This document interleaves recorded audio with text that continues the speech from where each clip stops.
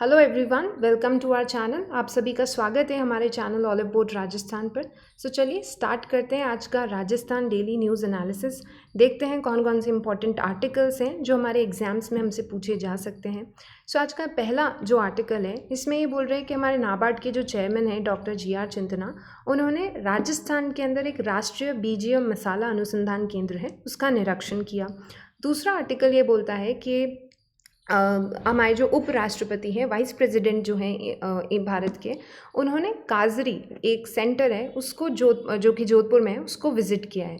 तो यहाँ से ये चीज़ हमारे लिए इतना इम्पोर्टेंट नहीं है किसने कौन से सेंटर को विज़िट किया। मेन चीज़ या मेन आर्टिकल ये जो बोलना चाह रहा है कि हमारे यहाँ पे राजस्थान के अंदर ऐसे कुछ सेंट्रल गवर्नमेंट के कुछ रिसर्च सेंटर्स हैं, प्लस हमारे राजस्थान सरकार के भी कुछ ऐसे रिसर्च या अनुसंधान केंद्र हैं जिन पे टाइम एंड अगेन आपके एग्ज़ाम्स के अंदर क्वेश्चंस पूछे जाते हैं। अगर आप कोई भी RPSC का पेपर उठाएं तो उसके अंदर आपसे ज़रूर एक क्वेश्चंस कुछ ऐसे जो रिसर्च सेंटर्स अनुसंधान केंद्र जो राजस्थान में बने गए हैं, या तो वो सेंट्रल गवर्नमेंट के होंगे जो कि केंद्रीय या राष्ट्रीय होंगे, या फिर हो सकता है कि केंद्रीय सरकार या जो नेशनल लेवल के अगर कोई हैं उनका रीजनल सेंटर राजस्थान के अंदर है, या फिर हो सकता है कि कुछ आपके जो राज्य सरकार है उनके ही कुछ अनुसंधान केंद्र बनाए गए हैं। तो इन पे ये सारी एक लिस्ट है जो आपको प्रिपेयर करनी होती है आपके एग्ज़ाम के लिए। इन आर्टिकल्स के पढ़ते हुए, इनको ध्यान में रखते हुए मैंने आपके लिए एक जो है लिस्ट प्रिपेयर की है। स्टैटिक पोर्शन इसके अंदर रहने वाला है, बट हम जितने भी important regional centres central government के या फिर कोई रिसर्च सेंटर्स, और अगर राज्य सरकार के भी कुछ इम्पॉर्टेंट कुछ आपके ऐसे सेंटर्स हैं उनको हम कवर करने वाले हैं। पहला हमने यहाँ पे देखा राष्ट्रीय बीज मसाला अनुसंधान केंद्र। ये कहाँ पे है? राष्ट्रीय बीज मसाला अनुसंधान केंद्र ये तबीजी अजमेर के अंदर है। ये आपका जो पिछला जो RS प्रीलिम्स 2018 था उसके अंदर सिंपली ये क्वेश्चन पूछ लिया गया था कि आप बता दीजिए कि यहाँ पे राष्ट्रीय बीज मसाला अनुसंधान केंद्र कहाँ पे है। ये तबीजी अजमेर के अंदर है। नेक्स्ट यहाँ पे जहाँ पे उपराष्ट्रपति जी ने अपना दौरा किया था वो है काजरी, ठीक है, central arid zone research institute, काजरी जिसे हम बोलते हैं, ये जोधपुर के अंदर है। तो काजरी आपको ध्यान में रखना है कहाँ पे? जोधपुर के अंदर है। राष्ट्रीय बीज मसाला अनुसंधान केंद्र कहाँ पे है? तबीजी अजमेर के अंदर है। कुछ और अगर हम यहाँ पे पूरी जब लिस्ट प्रिपेयर कर रहे हैं, हमारा स्टैटिक पोर्शन भी थोड़ा सा हम साथ में लेके चल रहे हैं, तो बात करते हैं कुछ और इम्पॉर्टेंट रिसर्च इंस्टीट्यूट्स या फिर सेंटर्स और शोध संस्थाएँ जो हमारे यहाँ पे राजस्थान के अंदर है, अनुसंधान केंद्र जो हमारे राजस्थान के अंदर है। तो पहला है केंद्रीय भेड़ एवं जो है ऊन अनुसंधान केंद्र। तो भेड़ और ऊन से रिलेटेड अनुसंधान संस्था कहाँ पे है? अविकानगर, टोंक के अंदर है, ये आप ध्यान में रखेंगे। दूसरा राष्ट्रीय सरसों, ठीक है, तो ये सेंट्रल गवर्नमेंट के हैं, केंद्रीय यहाँ पे बात की गई थी। भेड़ और ऊन अनुसंधान संस्था कहाँ पे? अविकानगर, टोंक के अंदर है। दूसरा है राष्ट्रीय सरसों अनुसंधान केंद्र, सरसों से रिलेटेड कहाँ पे है? सेवर, भरतपुर के अंदर है। तीसरा हम देखते हैं राष्ट्रीय ऊंट अनुसंधान केंद्र, ठीक है, ऊंट से रिलेटेड अनुसंधान केंद्र कहाँ पे? जोहड़बीड़, बीकानेर के अंदर। हो सकता है अब जब हम कुछ पेपर्स अगर ट्रैक करते हैं तो हमें पता चलता है आजकल डिस्ट्रिक्ट्स नहीं दिए जाते बल्कि वो आपको उस जगह का नाम पूछते हैं। तो आप सिर्फ बीकानेर ना याद रखते हुए जोहड़बीड़ बीकानेर में है, ये भी आपको ध्यान में रखना पड़ेगा। फिर अगले हम रिसर्च सेंटर की बात करते हैं, इसका नाम है सुदूर संवेदन केंद्र, मतलब कि जो नेशनल रिमोट सेंसिंग सेंटर है। तो रिमोट सेंसिंग का एक रीजनल सेंटर है। स्पेसिफिकली सिर्फ नेशनल रिमोट सेंसिंग सेंटर यहाँ पे नहीं है, लेकिन इसका एक रीजनल सेंटर बनाया गया है। वो कहाँ पे है? आपके जोधपुर के अंदर है। जोधपुर के अंदर नेशनल रिमोट सेंसिंग सेंटर जो है हमारी सेंट्रल गवर्नमेंट का, उसका एक क्षेत्रीय रीजनल सेंटर बनाया गया है। कहाँ पे? जोधपुर के अंदर। अगला हम देखते हैं अखिल भारतीय खजूर अनुसंधान केंद्र, खजूर से रिलेटेड कहाँ पे है? डेट पाम्स से रिलेटेड बीकानेर में। देन केंद्रीय सूखा क्षेत्र अनुसंधान केंद्र, सूखा क्षेत्र जो ड्राई एरियाज होते हैं उनसे रिलेटेड कहाँ पे मिलेगा आपको अनुसंधान केंद्र? जोधपुर के अंदर है। देन अगला हम देखते हैं राष्ट्रीय मरु बागवानी डेजर्ट एरिया में हॉर्टिकल्चर बागवानी, इससे रिलेटेड कहाँ पे है? बीकानेर के अंदर। अगला आता है राष्ट्रीय कृषि विपणन एग्रीकल्चरल मार्केटिंग से रिलेटेड सेंटर अनुसंधान संस्था कहाँ पे है? ये राजस्थान का है, राजस्थान कृषि विपणन अनुसंधान संस्था है। ठीक है, पहले हमने बात किया था राष्ट्रीय मरु बागवानी जो कि बीकानेर के अंदर है, राजस्थान कृषि विपणन मतलब कि जो आपके एग्रीकल्चर मार्केटिंग से रिलेटेड कहाँ पे है, जयपुर के अंदर राजस्थान लेवल का है, राजस्थान कृषि विपणन अनुसंधान संस्था कहाँ पे, जयपुर के अंदर। अगला हम देखते हैं केंद्रीय पशुधन प्रजनन फार्म, ये है आपके केंद्रीय, पहली चीज़ हम ध्यान रखेंगे केंद्रीय है तो इम्पॉर्टेंट हो जाता है, सेंट्रल गवर्नमेंट के जो हैं अगर नेशनल लेवल के कोई है तो वो ज़्यादा इंपॉर्टेंट है आपके लिए एग्जाम पॉइंट ऑफ व्यू से। देन केंद्रीय पशुधन प्रजनन फार्म कहाँ पे, सूरतगढ़ गंगानगर के अंदर है। सूरतगढ़ भी आप ध्यान में रखेंगे एंड गंगानगर के अंदर है, ये चीज़ तो डेफिनेटली पता होनी चाहिए। एंड गंगानगर में भी कहाँ पे है, सूरतगढ़ के अंदर है। जैसे अभी रिसेंटली आरपीएससी ने एक एग्ज़ाम लिया, उसके अंदर उन्होंने पूछा था आपसे, कभी ऐसे प्लेसेस के बारे में भी पूछ लिया जाता है, तो उन्होंने पूछा था कि घोटारू जो है एक जगह है राजस्थान की, वो न्यूज़ में थी, तो वो कौन से डिस्ट्रिक्ट में आपको मिलेगी, मतलब कौन से डिस्ट्रिक्ट में आपको घोटारू मिलेगा। तो इस तरीके से क्वेश्चंस पूछे जा सकते हैं। तो सूरतगढ़ गंगानगर में है, ये आपको ध्यान में रखना है। यहाँ पे केंद्रीय पशुधन प्रजनन ब्रीडिंग फार्म कहाँ पे है, सूरतगढ़ गंगानगर में। देन राजस्थान राजस्व अनुसंधान, रेवेन्यू से रिलेटेड राजस्थान राजस्व अनुसंधान एंड प्रशिक्षण संस्था कहाँ पे, रेवेन्यू बोर्ड जो है वो अजमेर के अंदर है। ठीक है, तो इससे रिलेटेड जो राजस्व से रिलेटेड अनुसंधान एंड प्रशिक्षण संस्था भी यहाँ अजमेर में, एंड रेवेन्यू बोर्ड भी हमारे अजमेर के अंदर ही होता है। देन राजस्थान राज्य शैक्षिक अनुसंधान और प्रशिक्षण परिषद, मतलब एक इंस्टीट्यूट है, काउंसिल है जो कि शिक्षा से रिलेटेड अनुसंधान, एजुकेशनल रिसर्च से रिलेटेड, ये कहाँ पे है, उदयपुर के अंदर है। देन राजस्थान कृषि अनुसंधान, राजस्थान एग्रीकल्चर रिसर्च, राजस्थान में एग्रीकल्चर रिसर्च अनुसंधान संस्था कहाँ पे है, जयपुर के अंदर है। कुछ और इम्पॉर्टेंट अगर हम बात करें सेंटर्स के बारे में, केंद्रीय ऊन विकास बोर्ड कहाँ पे है। सो अगर ऊन और भेड़ से रिलेटेड अगर कुछ रिसर्च सेंटर था, वो तो हमने देखा अविकानगर टॉक में था।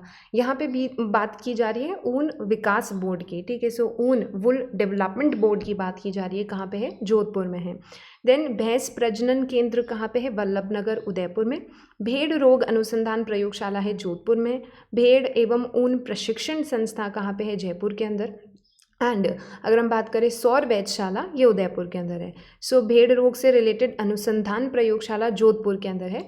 भेड़ और ऊन प्रशिक्षण, ऊन से रिलेटेड प्रशिक्षण और ट्रेनिंग सेंटर कहाँ पे है, जयपुर के अंदर। एंड सौर वैधशाला उदयपुर के अंदर। सो अगेन ये एक क्वेश्चन सौर वैधशाला उदयपुर के अंदर, ये आरएस प्रीलिम्स 2018 का क्वेश्चन था कि राजस्थान में आपको सौर वैधशाला कहाँ पे मिलेगी, जिसके अंदर उदयपुर भी ऑप्शन में था, बाकी 3 ऑप्शन थे जिसके अंदर आपको जयपुर भी दिया था। तो लोग कंफ्यूज हो गए थे कि जंतर मंतर वो भी एक सौर वैधशाला है, लेकिन उसका आंसर उदयपुर था। सो सौर वैधशाला कहाँ पे है, उदयपुर के अंदर है। तो ये कुछ हमने देखे। देन हम और भी इम्पॉर्टेंट जो आपके लिए रहते हैं कुछ सेंटर्स, उनकी बात करते हैं। शुष्क one arid forest research institute, इसका नाम है एरिड फॉरेस्ट रिसर्च इंस्टीट्यूट, ये कहाँ पे है, जोधपुर के अंदर है। ठीक है, तो एरिड फॉरेस्ट, सूखा जो हम बोलते हैं इलाका, उससे रिलेटेड एरिड फॉरेस्ट जो है, शुष्क वन जिसे हम बोलते हैं, कहाँ पे है, जोधपुर के अंदर है। देन राष्ट्रीय बीज मसाला अनुसंधान केंद्र तबीजी अजमेर में है, इसके बारे में हमने बात की। एंड इन सभी सेंटर्स पे ऑलरेडी क्वेश्चंस पूछे जा चुके हैं, एंड ट्रेंड यही शो करता है कि और भी आगे आपसे ज़रूर पूछे जाएंगे, बिकॉज अगर नेशनल लेवल का या फिर सेंट्रल गवर्नमेंट के कोई रिसर्च इंस्टीट्यूट है राजस्थान में, तो वहाँ से क्वेश्चंस डेफिनेटली बनेंगे। देन राष्ट्रीय अश्व अनुसंधान केंद्र बीकानेर के अंदर है। ठीक है, सो कैमल से रिलेटेड रिसर्च इंस्टीट्यूट भी बीकानेर में है। राष्ट्रीय अश्व, ठीक है, घोड़े जो होते हैं, अश्व जो है, हॉर्सेस जो है, उनसे रिलेटेड भी रिसर्च इंस्टीट्यूट कहाँ पे, बीकानेर में। तो कैमल एंड हॉर्स दोनों का कहाँ पे है, बीकानेर के अंदर है। देन सिरेमिक से रिलेटेड एक अनुसंधान केंद्र है, विकास केंद्र है, कहाँ पे, अगेन बीकानेर के अंदर है। देन इलेक्ट्रॉनिक इंजीनियरिंग का एक शोध संस्था है, पिलानी के अंदर है। इलेक्ट्रॉनिक इंजीनियरिंग से रिलेटेड पिलानी के अंदर है। देन ये एक इम्पॉर्टेंट है आपके लिए कि एंथ्रोपोलॉजिकल सर्वे ऑफ इंडिया एक इंस्टीट्यूट है, एंथ्रोपोलॉजिकल सर्वे ऑफ इंडिया, जैसे हमारे पास जूलॉजिकल सर्वे ऑफ इंडिया होता है, बोटानिकल सर्वे ऑफ इंडिया होता है, तो इस तरीके से एंथ्रोपोलॉजिकल सर्वे ऑफ इंडिया भी है। तो इसका एक रीजनल सेंटर है, वो कहाँ पे है, उदयपुर प्रतापनगर के अंदर है। सो उदयपुर प्रतापनगर के अंदर एंथ्रोपोलॉजिकल सर्वे ऑफ इंडिया, इसका एक रीजनल सेंटर है, कहाँ पे है, उदयपुर प्रतापनगर के अंदर है। देन डिफेंस लेबोरेटरी, राजस्थान के अंदर डिफेंस लेबोरेटरी कहाँ पे है? जोधपुर के अंदर है, ये चीज़ हम ध्यान में रखेंगे। एंड राष्ट्रीय आयुर्वेद शोध संस्था, जिसे हम बोलते हैं नेशनल इंस्टीट्यूट ऑफ आयुर्वेद, तो ये एक नेशनल लेवल का इंस्टीट्यूट है, सो ज़रूर ध्यान में रखेंगे कहाँ पे है? National institute of Ayurveda Jaipur के अंदर। सो यहाँ पे हमने जितने भी इम्पॉर्टेंट रिसर्च इंस्टीट्यूट्स थे, अनुसंधान केंद्र थे राजस्थान के अंदर, सेंट्रल लेवल के और स्टेट लेवल के, वो सब हमने कवर किए एंड ये आपके लिए डेफिनेटली हेल्पफुल रहेगा आपके आने वाले एग्जाम्स के अंदर। नेक्स्ट आर्टिकल जो हम आज का कवर करते हैं ये है पीएम कुसुम कंपोनेंट ए योजना। इसका 8वां सौर संयंत्र, मतलब कि सौर ऊर्जा जो प्लांट है, संयंत्र झालावाड़ के बागेर गांव में इसका जो है प्रारंभ किया गया है, स्टार्ट किया गया है। एक सौर ऊर्जा संयंत्र, मतलब कि सोलर एनर्जी से रिलेटेड एक प्लांट सेटअप किया गया है, कहाँ पे? झालावाड़ के अंदर। देन ये किसका पार्ट है? पीएम कुसुम कंपोनेंट ए स्कीम है, उसका पार्ट है। मेन चीज़ अगर हम देखें एग्ज़ाम पॉइंट ऑफ व्यू, आपके लिए इतना इम्पॉर्टेंट ये चीज़ नहीं है कि झालावाड़ के अंदर, क्योंकि ये टाइम टाइम पे चेंज करते रहते हैं, कहाँ कहाँ पे नए सेटअप किए गए, आपको सारे याद नहीं करने होते हैं। लेकिन इसमें एक इम्पॉर्टेंट चीज़ निकल के ये आई जो हमारी सरकार ने बताया कि देश के सर्वाधिक सोलर प्लांट राजस्थान में स्थापित किए गए हैं। इस पीएम कुसुम के अंदर काफ़ी अच्छा डेवलपमेंट चल रहा है राजस्थान के अंदर। सो इन स्कीम्स में कौन सी जो है, इन स्कीम्स के जो सर्वेक्षण वगैरह करवाए जाते हैं, तो वहाँ से ज़रूर क्वेश्चंस पूछ लिए जाते हैं कि स्मार्ट सिटी योजना में अगर जैसे राजस्थान अभी टॉप पे रहा तो उससे रिलेटेड क्वेश्चंस पूछे जा सकते हैं। सो देश में सर्वाधिक सोलर प्लांट कहाँ पे सेटअप किए गए? 4 ऑप्शंस, 4 स्टेट्स के नाम दे दिए जाएंगे। सो राजस्थान इसका आंसर जाएगा। देश के सर्वाधिक सोलर प्लांट राजस्थान में स्थापित कर दिए गए हैं पीएम कुसुम कंपोनेंट ए जो स्कीम है। नाउ ये पीएम कुसुम स्कीम क्या है उसके बारे में एक बार ब्रीफ में बिल्कुल शॉर्ट में देख लेते हैं।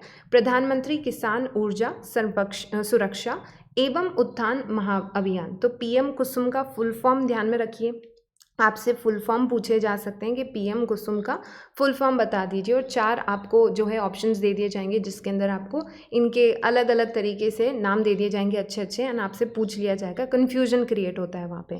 सो पीएम कुसुम का फुल फॉर्म है प्रधानमंत्री किसान ऊर्जा, ठीक है। तो किसान जो ऊर्जा एनर्जी क्रिएट करे अपने फार्म के अंदर ही, उससे रिलेटेड ही है। प्रधानमंत्री किसान ऊर्जा सुरक्षा एवं उत्थान महाअभियान, मतलब कि हम किसानों की यहाँ पे मदद कर रहे हैं कि वो एनर्जी सप्लाई वहाँ पे मेंटेन रहे उसके फार्म पे, एंड दूसरी चीज़ वहाँ पे उसका इनकम भी बढ़े, दोनों ही चीज़ों से रिलेटेड है। ऑब्जेक्टिव पूछा जा सकता है, तो ऑब्जेक्टिव हमने देखा प्रधानमंत्री किसान ऊर्जा सुरक्षा एवं उत्थान महाअभियान, पीएम कुसुम योजना इसको बोलते हैं। ये सेंट्रल गवर्नमेंट का स्कीम है, ये चीज़ ध्यान में आप रखेंगे। ना इस स्कीम के अंदर है क्या, मोटा मोटा हम बात करते हैं स्कीम के अंदर क्या बता रखा है। सो 3 चीज़ें हैं इस स्कीम के अंदर। पहली चीज़ solarisation and dieselisation of agriculture sector, कि हमारा जो एग्रीकल्चर सेक्टर है, जो हमारी कृषि वगैरह की जाती है, इसके अंदर सोलराइजेशन किया जाएगा, मतलब कि हम सोलर एनर्जी से पूरा एग्रीकल्चर सेक्टर को क्रिएट करने की, वहीं से रन करने की कोशिश कर रहे हैं कि जो एग्रीकल्चर फार्म्स वगैरह होंगे, जो भी खेत वगैरह होंगे, वहाँ पे हम क्या सेटअप कर देंगे, सोलर प्लांट्स सेटअप कर देंगे, ताकि वहाँ पे किसानों को जो है बिजली वगैरह या फिर बिजली का बिल नहीं आए उनका, या फिर डीजलाइजेशन, मतलब कि डीजल वगैरह का खर्चा उनका कम हो जाए। सो पहले चीज़ सोलराइजेशन और डीडीजलाइजेशन का यहाँ पे मतलब है कि हम डीजल को यूज़ नहीं करना चाहते। देन दूसरा कंपोनेंट इसका है कि यहाँ पे grid connected renewable energy power plants setup किए जाएंगे। ग्रिड कनेक्टेड का मतलब जैसे कि आप इस इमेज के अंदर देख सकते हो कि इस तरीके से सोलर पैनल्स बनाए जाएंगे, इनको जो आपके जो ग्रिड होता है सरकार का, एनर्जी ग्रिड जो होता है, उससे कनेक्ट कर दिया जाएगा।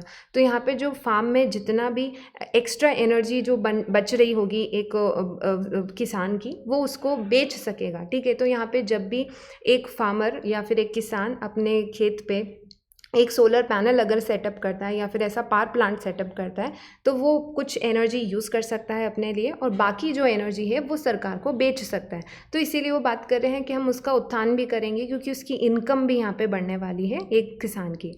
तीसरी चीज़ इन्होंने बोला है कि हम यहाँ पे सोलर पंप्स सेटअप की, तो इसके 2 कंपोनेंट्स हैं। एक तो है कि हम सोलर पंप्स को इंस्टॉल करेंगे, तो स्टैंड अलोन सोलर पंप्स है, मतलब कि ऐसे कुछ सोलर पंप्स बनाए गए हैं, उन सोलर पंप्स को सेटअप किया जाएगा, ठीक है।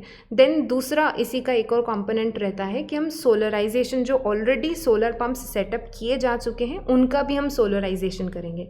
तो इस एनर्जी में 3 कंपोनेंट, मतलब इस स्कीम के अंदर 3 कंपोनेंट्स की बात की जाती है, इसीलिए हम उसे कंपोनेंट ए, कंपोनेंट बी और कंपोनेंट सी बोलते हैं। कंपोनेंट ए का मतलब तो हुआ कि आप पावर प्लांट्स ऐसे सेटअप करने वाले हैं इस तरीके के सोलर पैनल्स लगा के। दूसरा कंपोनेंट बोलता है कि हम stand alone solar pumps setup करेंगे, कुछ सोलर पंप्स लगाए जाएंगे, इंस्टॉल किए जाएंगे।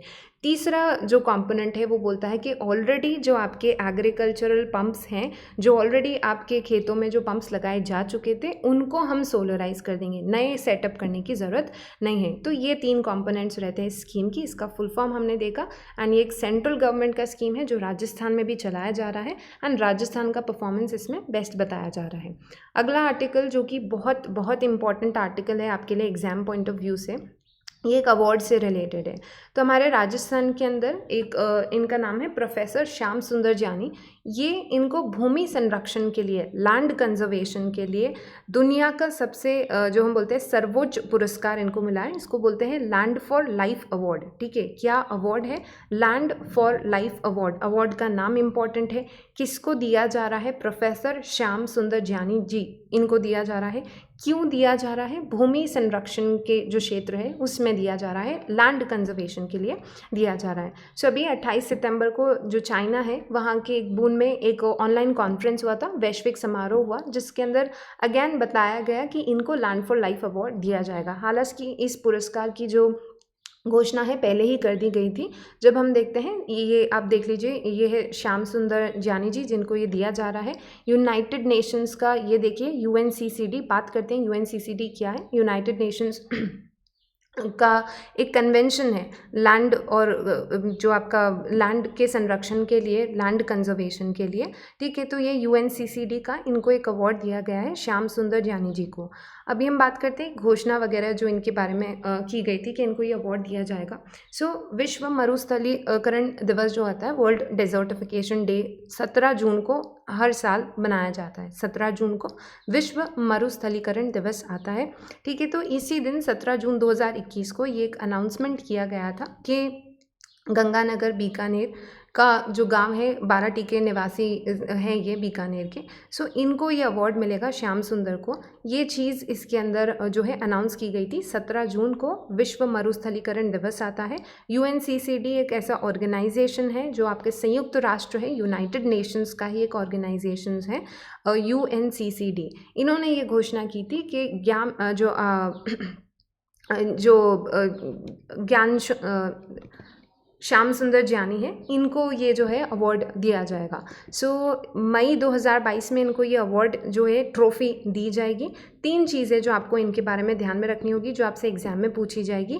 प्रोफेसर श्याम सुंदर जानी, बीकानेर से इनका संबंध है, लैंड फॉर लाइफ इनको अवार्ड मिलेगा, एंड ऑनलाइन जो इनको UNCCD द्वारा ये अवार्ड दिया जा रहा है, यूनाइटेड नेशंस का, and land for life award इस अवार्ड का नाम है। कौन से ज़िले से आते हैं ये भी आपसे पूछ लिया जा सकता है। ये कुछ 3-4 चीज़ें थी जो इनके बारे में आपको ध्यान में रखनी होगी, जहाँ से क्वेश्चन बन सकता है।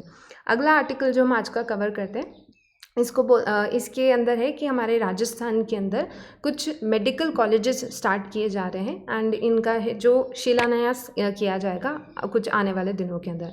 सो राजकीय चिकित्सा महाविद्यालय कहाँ कहाँ पे सेटअप किए जा रहे हैं? सिरोही के अंदर, हनुमानगढ़ के अंदर, बांसवाड़ा और दौसा के अंदर। तो ये 4 डिस्ट्रिक्ट्स हैं जहाँ पे नए जो है राजकीय चिकित्सा महाविद्यालय सेटअप किए जा रहे हैं, स्टार्ट किए जा रहे हैं। सिरोही, हनुमानगढ़, बांसवाड़ा और दौसा।